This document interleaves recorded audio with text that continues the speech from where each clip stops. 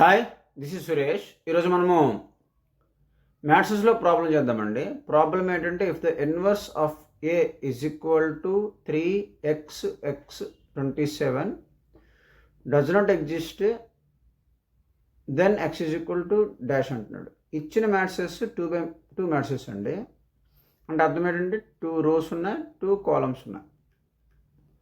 ఓకేనండి, ఇది 2x2 matrices. వాడు ఏమంటున్నాడు, ఇన్వర్స్ అనేది ఉండదు అంటున్నాడు.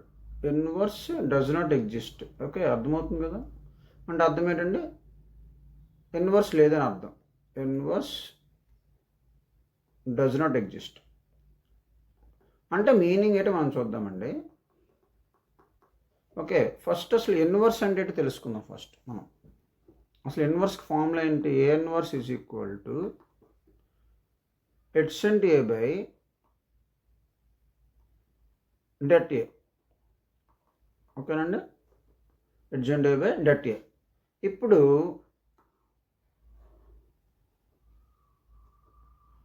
ఇన్వర్స్ లేదంటే అర్థం ఏంటంటే డినామినేటర్ ఇక్కడ ఎవరున్నారు? డెట్ ఏ ఉంది. అంటే డెట్ ఏ వాల్యూ ఒకవేళ 0 అయిపోతే ఇన్వర్స్ అనేది ఉండదు. ఎందుకని? ఎనీథింగ్ బై 0 ఈక్వల్ ఇన్ఫినిటీ కాబట్టి ఏ ఇన్వర్స్ ఇప్పుడు ఎంత అయిపోతుందండి? 0. ఏ ఇన్వర్స్ అనేది అసలు ఉండదు ఎప్పుడు డెట్ ఏ ఈక్వల్ 0 అయితే. సో రియల్గా ఎడ్జెంట్ ఏకి ఫార్ములా ఏంటంటే, ఇప్పుడు A is equal to for example A B C D 2x2 matrix అనుకుందాం. ఒకటికి ఎడ్జెంట్ ఏకి ఫార్ములా ఏంటంటే D minus B minus C A. ఓకేనండి. అలాగే డెట్ ఏ ఫార్ములా ఏంటండి? A D minus B C. ఓకేనండి, ఇవి రెండు ఫార్ములాస్. ఎప్పుడు A is equal to A B C D 2x2 matrix అయితే. 3x3 మ్యాట్రిక్స్ అనేది తర్వాత ఇంకో వీడియోలో చేసుకుందామండి. 3x3 మ్యాట్రిక్స్ కూడా ఏ ఇన్వర్స్ ఫార్ములా ఇదే. ఓకేనండి, అప్పుడు ఎడ్జెంట్ ఏ డెట్ ఏ ఎలా కట్టాలని మనం అప్పుడు చూద్దాం. మనం ఇప్పుడు debt A is equal to 0 అయితే ఏమవుతుందంటే దానికి ఇన్వర్స్ ఉండదని అర్థమైంది. ఇటువంటి మ్యాట్రిక్స్ని సింగులర్ మ్యాట్రిక్స్ అంటారండి. ఇక్కడ ఇంకో పాయింట్ ఏంటంటే, అసలు సింగులర్ మ్యాట్రిక్స్ అంటే ఏంటంటే,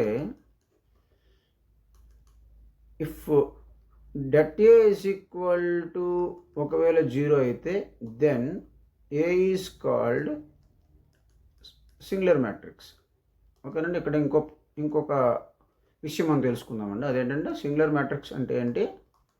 ఒకవేళ ఇక్కడ మనకి వీడు డస్ నాట్ ఎగ్జిస్ట్ ఇన్వర్స్ అని ఇచ్చిన, ఒకవేళ ఏ అనేది సింగులర్ మ్యాట్రిక్స్ అని ఇచ్చినా సరే ఇలాగే చేయాలండి మనం. అంటే ఇప్పుడు మనం ఏంటి కట్టాలంటే డెట్ ఏ కట్టాలి. మనకి ఇచ్చిన మ్యాట్రిక్స్ తీసుకుందాం మళ్ళీ అగైన్. ఆల్రెడీ ఇక్కడ తీసుకున్నాం కదండి. సో ఇక్కడ ఎవరితో కంపేర్ చేద్దాం? దీంతో కంపేర్ చేద్దాం, ఏబిసిడితో కంపేర్ చేద్దాం. వీళ్ళిద్దరిని కంపేర్ చేసేద్దామండి. సో ఇప్పుడు ఏ ఈజ్ ఈక్వల్ టు ఎంత అండి? A is equal to 3, B is equal to x, C is equal to x, D is equal to 27 కదండి. ఇప్పుడు మనకి వాడు ఏమంటున్నాడు? ఇన్వర్స్ లేదంటున్నాడు. కాబట్టి అర్థం ఏంటంటే ఏడి మైనస్ అంటే డెట్ ఏ ఈజ్ ఈక్వల్ 0. అంతే కదండి meaning. Det A is equal to 0 కదండి.